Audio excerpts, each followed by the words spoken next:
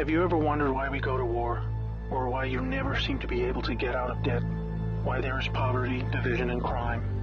What if I told you there was a reason for it all? What if I told you it was done on purpose?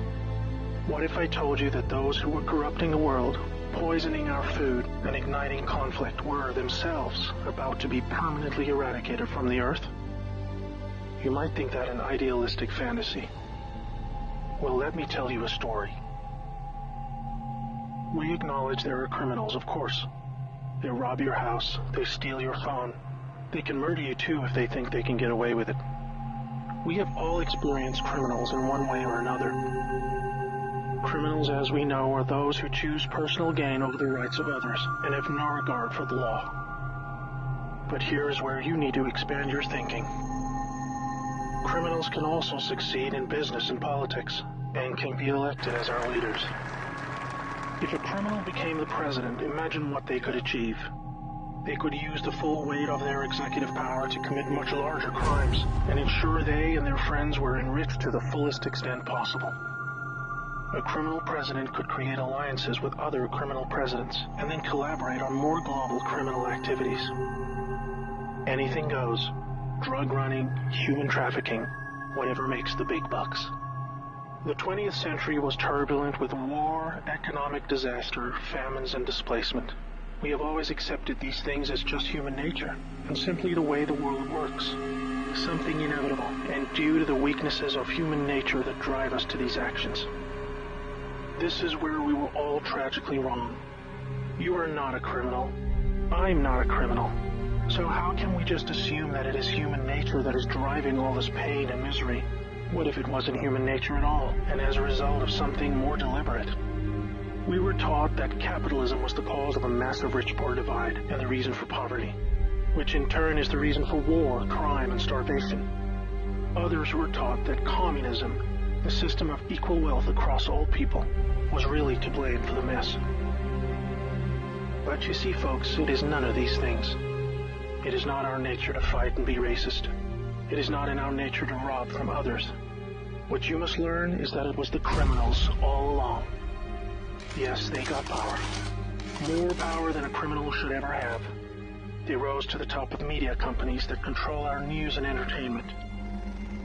They ascended to the top of the banking system, also to the Oval Office, to Brussels, to the Vatican, to the Crown. They crept in quietly. They became leaders of agricultural companies who have control over our food supply. Also big pharmaceutical companies, the ones we trust to help us when we're sick. Nobody stopped them, and they just recruited more criminals to help them. First, they accumulated the world's wealth. They invented a system of money called central banking, which lends money to governments with interest, placing countries into eternal debt. People's wealth got less. Their wealth got more. Much more. When a criminal is already as rich as they can get, then protecting their ill-gotten gains becomes the priority. Angry citizens tired of being poor are a major obstacle and can revolt if they suffer enough. The criminals needed to prevent this. So they diverted attention to the last remaining competitor, the people of the world. You and me. We were not happy being ruled by criminals and having to work 3 jobs just to survive. They know we won't accept it. So they use their control of the media to set black against white, woman against man, young against old, Muslim against Christian. They convinced us we were the problem so that we would fight and destroy ourselves. To get it done faster, they attacked all aspects of humanity that make us strong. Like family.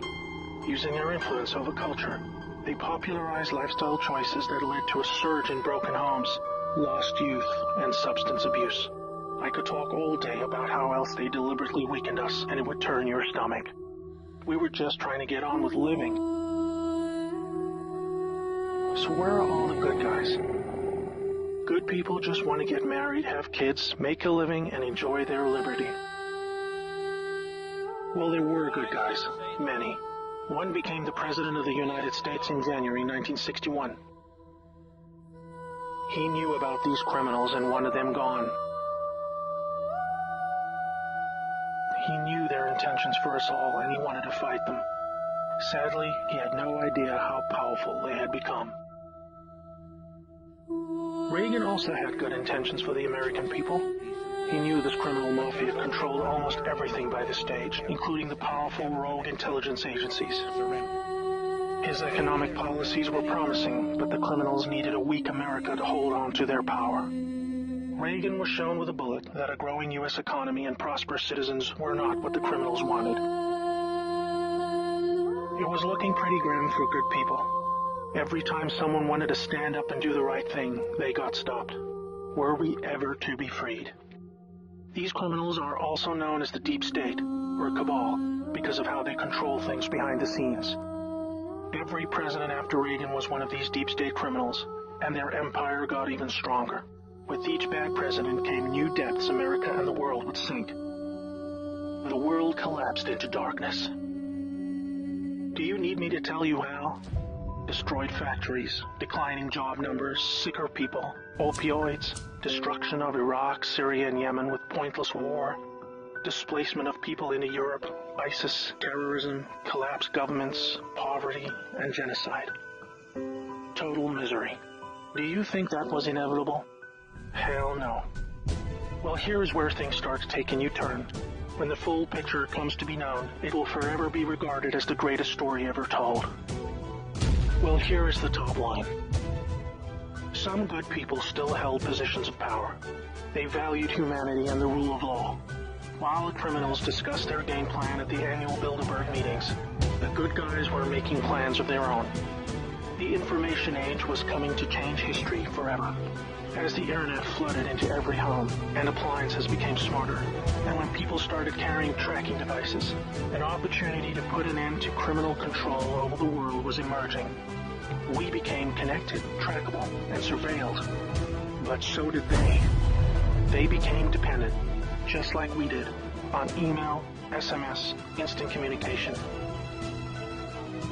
It made crime much easier, but it also put them on a grid that, if accessed by the right people, would expose their crimes to the public and end their iron grip on us once and for all.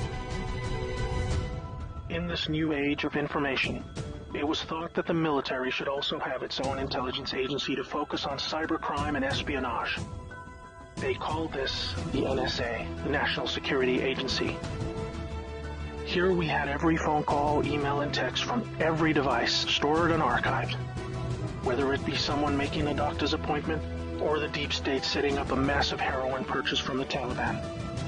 In the right hands, it would be enough information to expose the entire sinister criminal plot to rub us blind and wipe us out. Hold that thought. Now I need to explain the plan. The good guys were devising a plan to reclaim the world from the cabal and return it to the people. It would involve alliances with multiple countries, since the criminals had global rat lines, trade, and other infrastructure in place that would need their cooperation. It came down to two choices for America. Launch a military coup to seize the government from whichever cabal puppet was in the White House at the time. Or win legitimately, take control of the NSA, expose the criminals for what they are, and arrest them all. Obviously, the first option would be very troubling for the public. With people still preoccupied with cabal-engineered social issues, they would likely revolt and hurt themselves and others. No, it would have to be the latter. So they needed a candidate who could win, and who could win big.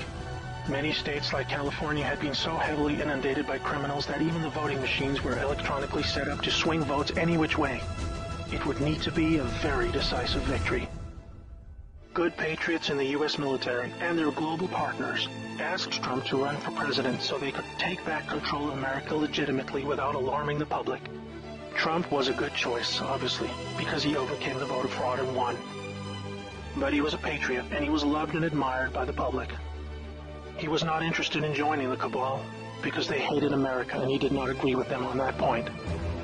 As soon as he showed interest in taking power, they activated their media assets to viciously turn on him. That's when we saw the sudden hatred emerge. Even when he won, the cabal still had no idea what he was a part of, and the sophisticated plan that was about to unfold against them. Shocked at their loss, they mobilized their full arsenal of intelligence, media, money, and technology to try and take back power. Their people at the top of the DOJ and FBI then put together a plan to frame Trump and have him impeached. This is where we come back to the NSA again. All messages were stored and could be used to expose this plot and prevent Trump's overthrow. An entire book will be written about the first 2 years of Trump's presidency: false flag terror attacks, downed planes, missile alerts, assassination attempts. Here's the point. The world is currently experiencing a dramatic covert war of biblical proportions. Literally the fight for Earth between the forces of good and evil. I can't put it in simpler terms, but I can say it appears the good guys are winning. The cabal had complete control over North Korea. They hijacked the Kim dynasty, took them hostage, and worked to build up a nuclear arsenal to threaten the world. Kim Jong-un suddenly embracing peace was simply because the deep state were beaten and driven out. ISIS was also destroyed in the year following Trump's win. We are all starting to see the pattern now, that enough time has passed, that our biggest global concerns are starting to recede, and peace is returning. It is all evidence that the good guys are winning the war. But we're still in the middle. While a lot is improving, it still puzzles many that most of these known criminals are still free, especially the higher-ups like Hillary Clinton, the Bushes, and Obama. That is coming in the next chapter of the story. That's why we have Q. The good guys with control over the NSA began the Q intelligence dissemination program to invoke an online grassroots movement that came to be called the Great Awakening. It started on underground internet channels and then moved to the mainstream. Q has been a fun distraction for those who follow world events and desire truth, but it is about to begin a much more important and necessary phase: keeping the public informed when the deep state war breaks out onto the surface. By this, I mean high-profile arrests. Yes, folks, the criminals I'm referring to are famous politicians, actors, singers, CEOs, and celebrities. People who have earned our trust, respect, and admiration.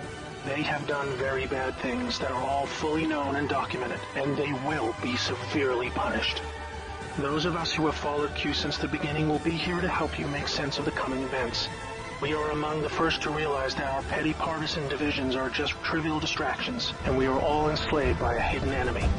We realize that the problem was never capitalism or socialism, Democrat or Republican, black or white, Muslim or Christian. We know it was just very powerful criminals who had too much power. Fellow slaves, it's time to buckle your seatbelt, recognize your true enemy, and embrace a new future that we all owe to the brave patriots who risked their lives to achieve this victory against the greatest force of evil the world has ever known. May God bless America.